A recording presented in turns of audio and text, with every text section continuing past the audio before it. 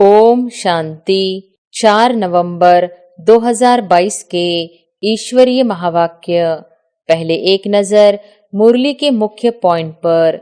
बाबा ने कहा, यह सारा चक्र कैसे फिरता है, यह बाप में ज्ञान है, इसलिए उनको ज्ञान का सागर कहा जाता है।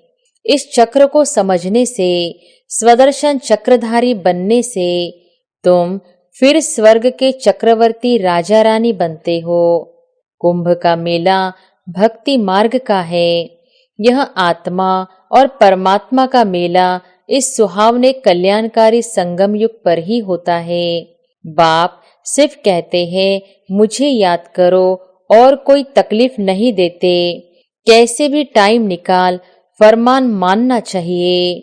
और फिर बाबा ने कहा, जितना जो मददगार बनता है उनको उतना इजाफा भी मिलता है। तो बच्चों को यह नॉलेज मित्र संबंधियों को भी देनी है। राधे कृष्ण ही फिर लक्ष्मी नारायण बनते हैं। स्वर्ग के महाराजा और महारानी, प्रिंस और प्रिंसेस राधे कृष्ण गाए हुए हैं। ओम अर्थात हम आत्मा हैं, परमपिता परमात्मा की संतान है। मैं भगवान, यह कोई ओम का अर्थ नहीं है। हम आत्मा निराकार है, हमारा बाप भी निराकार है। और फिर लास्ट में बाबा ने कहा, बाप आकर सुखी बनने का वर देते हैं। ऐसे नहीं कहते चिरंजीवी भव, परंतु कहते हैं मुझे याद करो, तो इस जन्म सहित जो भी जन्म जन्मांतर के पाप है वह भस्म हो जाएंगे। इसको योग अग्नि कहा जाता है। सच्चे ब्राह्मण होते ही है संगम पर। यह कल्याणकारी युग है, यहाँ ही तुम सबका कल्याण होता है। सबसे महान ते महान महान आत्मा है एक परमात्मा, जो सदैव पवित्र है। भले घर गृहस्थ में रहो, सिर्फ यह स्वदर्शन चक्र फिराते रहो और नष्टो मोहा हो जाओ। एक शिव बाबा, दूसरा न कोई। और अब सुनते हैं महावाक्यों को विस्तार से। मुरली का सार। मीठे बच्चे, बाप का फरमान है, स्वदर्शन चक्र फिराते अपना बुद्धि योग एक बाप से लगाओ। इससे विकर्म विनाश होंगे, सिर से पापों का बोझा उतर जाएगा। प्रश्न है, इस पुरुषोत्तम संगम युग की विशेषताएं कौन कौन सी है? उत्तर है, यह संगम युग ही कल्याणकारी युग है। इसमें ही आत्मा और परमात्मा का सच्चा मेला लगता है, जिसे कुंभ का मेला कहते हैं। इस समय ही तुम सच्चे सच्चे ब्राह्मण बनते हो। इस संगम पर तुम दुखधाम से सुखधाम में जाते हो, दुखों से छूटते हो। इस समय तुम्हें ज्ञान सागर बाप द्वारा सृष्टि के आदि मध्य अंत का पूरा ज्ञान मिलता है। नई दुनिया के लिए नया ज्ञान बाप देते हैं। तुम सांवरे से गोरा बनते हो। गीत है, इस पाप की दुनिया से दूर कहीं ले चल, जहाँ चित्त को चैन मिले। ओम शांति। मीठे मीठे बच्चों ने गीत सुना और बच्चों की बुद्धि में यह बैठा हुआ है कि बरोबर कलयुग पाप की दुनिया है। इस समय सब पाप ही करते रहते हैं। बाप आकर तुम बच्चों को कलप कलप गति सदगति देते हैं। जब पतित दुनिया को पावन बनाना होता है, तब पतित पावन बाप आते हैं। आकर बच्चों को आप समान बनाते हैं। बाप में कौन सा ज्ञान है? सारे सृष्टि चक्र का ज्ञान है। तुम बच्चे भी इस सृष्टि चक्र को जानते हो। यह सारा चक्र कैसे फिरता है, यह बाप में ज्ञान है, इसलिए उनको ज्ञान का सागर कहा जाता है। वही पतित पावन है। इस चक्र को समझने से, स्वदर्शन चक्रधारी बनने से तुम फिर स्वर्ग के चक्रवर्ती राजा रानी बनते हो। तो बुद्धि में सारा दिन यह चक्र फिरना चाहिए, तो तुम्हारे विकर्म विनाश हो जाएंगे। फिर सतयुग में तो तुम यह चक्र नहीं फिराएंगे। वहां स्व अर्थात आत्मा को सृष्टि चक्र का ज्ञान नहीं होता, न सतयुग में न कलयुग में। यह ज्ञान सिर्फ संगम युग पर तुमको मिलता है। संगम की बहुत महिमा है। कुंभ का मेला करते हैं ना, वास्तव में यह है ज्ञान सागर और नदियों का मेला, अर्थात परम आत्मा और आत्माओं का मेला। वह कुंभ का मेला भक्ति मार्ग का है। यह आत्मा और परमात्मा का मेला इस सुहावने कल्याणकारी संगम युग पर ही होता है, जबकि तुम दुखों से छूट सुख में जाते हो। इसलिए बाप को दुख हरता सुख करता कहा जाता है। आधा कल्प सुख और आधा कल्प दुख चलता है। दिन और रात आधा आधा है। मकान भी नया पुराना होता है। नए घर में सुख, पुराने घर में दुख होता है। दुनिया भी नई और पुरानी होती है। आधा कल्प सुख रहता है, फिर मध्य से दुख शुरू होता है। दुख के बाद फिर सुख होता है। दुखधाम से फिर सुखधाम कैसे बनता है, कौन बनाते हैं, यह दुनिया भर में कोई नहीं जानते। मनुष्य तो घोर अंधियारे में है। सतयुग को बहुत लंबा समय दे दिया है। अगर सतयुग की आयु बड़ी हो तो आदमी कितने होने चाहिए? वापिस तो कोई भी जा नहीं सकते। सबको इकट्ठा होना ही है। वापिस तो तब जाए जब बाप आकर घर का रास्ता बताए। इतनी सब आत्माओं को बाप संगम युग पर आकर पूरा रास्ता बताते हैं। तुम जानते हो हम 84 जन्मों का चक्र लगाकर आए हैं। सतयुग त्रेता में हमने कितने जन्म लिए हैं, वहां कितने वर्ष कौन कौन राज्य करते हैं, सारा तुम्हारी बुद्धि में है। सतयुग में है 16 कला संपूर्ण, फिर 14 कला, फिर उतरती कला होती है। इस समय बहुत दुख है। दुख होता ही है पुरानी दुनिया में। सतयुग को नई दुनिया, कलयुग को पुरानी दुनिया कहा जाता है। अभी है संगम, अब पुरानी दुनिया का विनाश होता है। बाप नई दुनिया बना रहे हैं। तुम पुरानी दुनिया से निकल जाए नए घर में बैठेंगे। तुम कहेंगे हम नए घर के लिए पुरुषार्थ कर रहे हैं कि हम नई दुनिया में ऊंच पद पाए। बाप सिर्फ कहते हैं मुझे याद करो, और कोई तकलीफ नहीं देते। कैसे भी टाइम निकाल फरमान मानना चाहिए, परंतु माया ऐसी है जो फरमान मानने नहीं देती। बाप से बुद्धियोग लगाने नहीं देती, परंतु तुम बच्चों ने कल्प पहले भी पुरुषार्थ कर इस माया रूप रावण पर जीत पाई है। तब तो सतयुग की स्थापना होती है। जितना जो मददगार बनता है उनको उतना इजाफा भी मिलता है। तो बच्चों को यह नॉलेज मित्र संबंधियों को भी देनी है। बाप का फरमान है कि मुझे याद करो, क्योंकि आधा कल्प के विकर्मों का बोझा सिर पर है। उनको भस्म करने का कोई उपाय नहीं सिवाय याद के। भले गंगा जमुना को पतित पावनी कहते हैं, समझते हैं हम पावन हो जाएंगे, परंतु पानी से पाप कैसे कटेंगे? यह है पतित दुनिया। तब सब पुकारते हैं हे पतित पावन, आकर सतयुग स्थापन करो। सो तो सिवाय बाप के कोई स्थापन कर न सके। तो यह है नई दुनिया के लिए नया ज्ञान। देने वाला एक ही बाप है। श्री कृष्ण ने ज्ञान नहीं दिया। श्री कृष्ण को पतित पावन नहीं कहा जाता। पतित पावन तो एक ही परमपिता परमात्मा है जो पुनर्जन्म रहित है। तुम जानते हो श्री कृष्णपुरी को ही विष्णुपुरी कहा जाता है।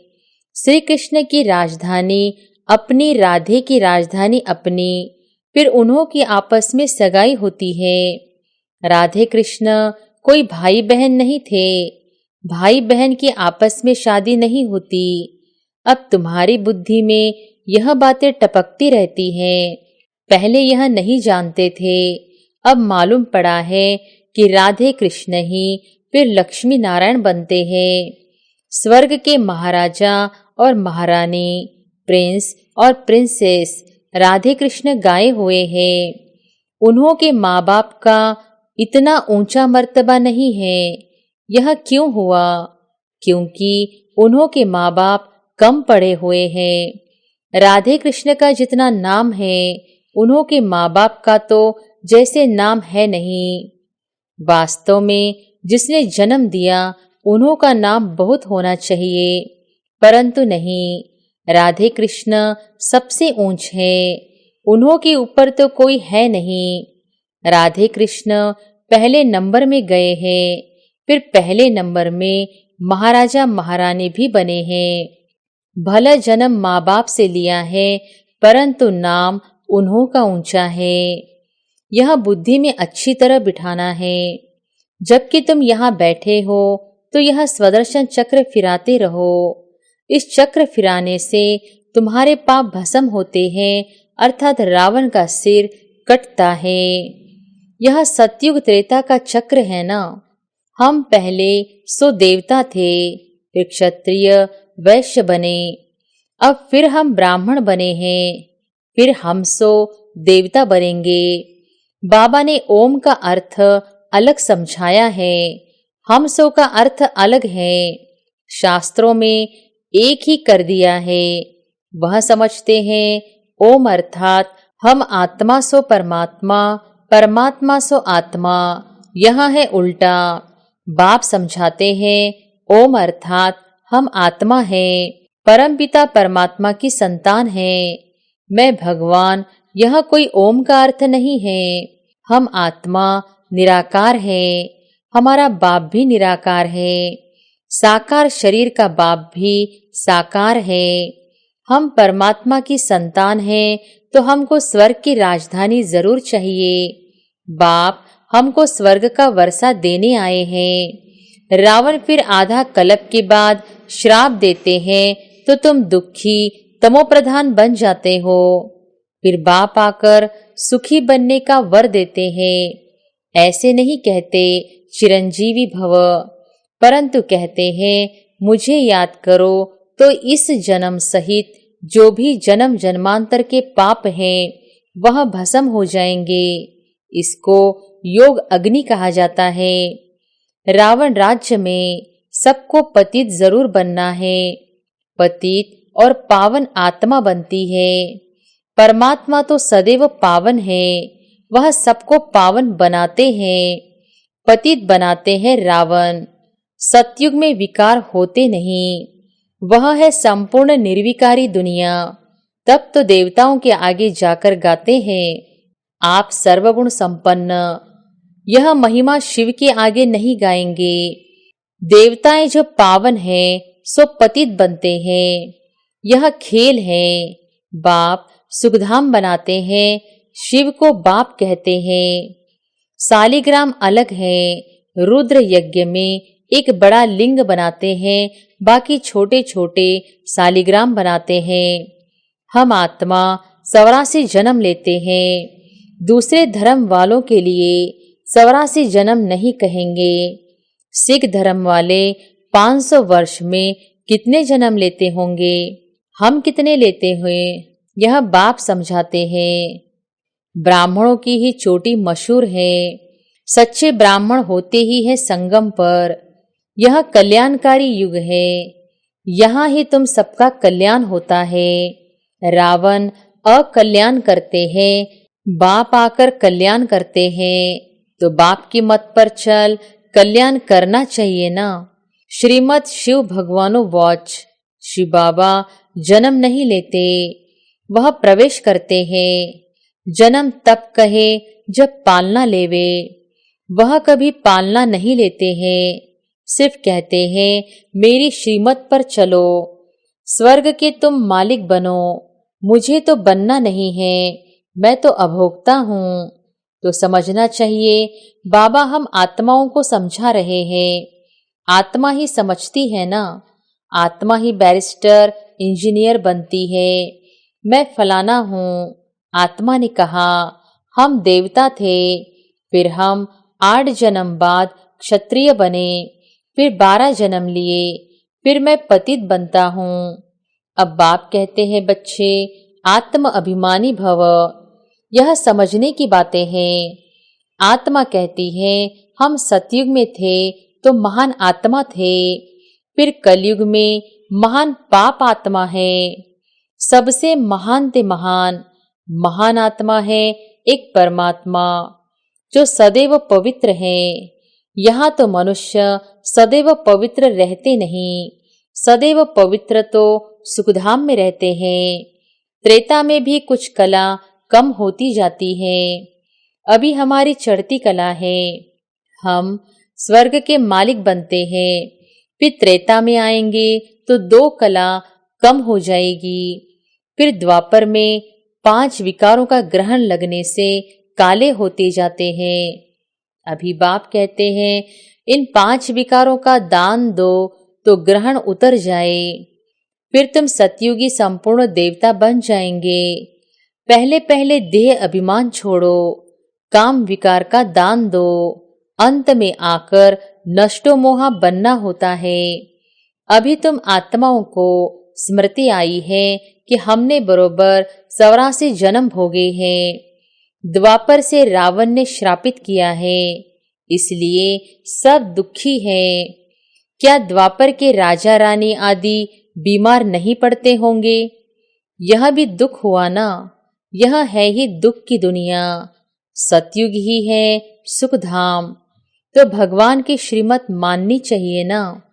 बेहद के बाप की जो मत नहीं मानते उन्हें महान कपूत कहा जाता है। कपूत बच्चे को बाप से क्या वर्षा मिलेगा? सपूत बच्चे वर्षा भी अच्छा लेते हैं, जो खुद पवित्र बन औरों को पवित्र बनाते हैं। बेहद का बाप आत्माओं को पढ़ाते हैं, हे आत्माएं कानों से सुनती हो? कहते हैं, हाँ बाबा, हम आपकी श्रीमत पर चल जरूर श्रेष्ठ बनेंगे। ऊंचते ऊंच भगवान हैं तो जरूर पद भी ऊंचते ऊंच देंगे ना। स्वर्ग का वर्षा देते हैं आधा कल्प के लिए। लौकिक बाप से तो हद का वर्षा मिलता है, अल्पकाल का सुख। कलयुग में है काग विष्ठा समान सुख, इसलिए सन्यासी घर बार छोड़ देते हैं। वह गृहस्थ धर्म को नहीं मानते हैं। गृहस्थ धर्म सतयुग में है ना। तुम जानते हो, इस पढ़ाई से हम विष्णुपुरी में जाते हैं। उसके लिए परमपिता परमात्मा हमको पढ़ा रहे हैं। भक्तों को पता ही नहीं है कि भगवान कौन है, उनका कर्तव्य कौन सा है, कैसे वह पतित से पावन बनाते हैं। अभी तुम पावन बन रहे हो। दुनिया उस पतित पावन बाप को याद कर रही है। अभी तुम संगम युग पर खड़े हो, बाकी सब कलयुग में हैं। वह समझते हैं कि कलयुग तो अर्जुन बच्चा है। तुम जानते हो कि कलयुग का अब विनाश होने पर है। अब तुम्हें सतयुग में जाना है। बाप ने तुम्हें स्मृति दिलाई है, मैं कल्प कल्प तुमको वर्षा देता हूँ, तो वर्षा पूरा लेना चाहिए ना। तो बाप ऐसे थोड़ी कहते हैं कि यहाँ बैठ जाओ, भले घर गृहस्थ में रहो, सिर्फ यह स्वदर्शन चक्र फिराते रहो और नष्टो मोहा हो जाओ। एक शिव बाबा, दूसरा न कोई। हम जानते हैं कि अब हमारा नया संबंध जुट रहा है, तो पुराने में ममत्व नहीं रहना चाहिए। नई दुनिया, नई राजधानी से ममत्व रखना है। अब तो मौत बिल्कुल सिर पर सवार है। तैयारियां होती रहती हैं। सतयुग में अकाले मृत्यु होती नहीं। समय पर एक पुरानी खाल छोड़ नई ले लेते हैं। अच्छा, मीठे मीठे सिकिलधे बच्चों प्रति माता पिता बाप दादा का याद प्यार और गुड मॉर्निंग। रूहानी बाप की रूहानी बच्चों को नमस्ते। धारणा के लिए मुख्य सार, पहली पॉइंट, स्वदर्शन चक्र फिराते पूरा पूरा नष्टो मोहा बनना है। मौत सिर पर है, इसलिए सबसे ममत्व निकाल देना है। दूसरी पॉइंट, बाप से वर्षा लेने के लिए पूरा श्रीमत पर चलना है। आत्म अभिमानी बन सपूत बच्चा बनना है। वरदान है, मन और बुद्धि को सदा सेवा में बिजी रखने वाले निर्विघ्न सेवाधारी भव। मन और बुद्धि को सदा सेवा में बिजी रखने वाले निर्विघ्न सेवाधारी भव। जो जितना सेवा का उमंग उत्साह रखते हैं उतना निर्विघ्न रहते हैं, क्योंकि सेवा में बुद्धि बिजी रहती है। खाली रहने से किसी और को आने का चांस है और बिजी रहने से सहज निर्विघ्न बन जाते हैं। मन और बुद्धि को बिजी रखने के लिए उसका टाइम टेबल बनाओ। सेवा व स्वयं के प्रति जो लक्ष्य रखते हो उस लक्ष्य को प्रैक्टिकल में लाने के लिए बीच बीच में अटेंशन जरूर चाहिए। अटेंशन कभी टेंशन में बदली न हो।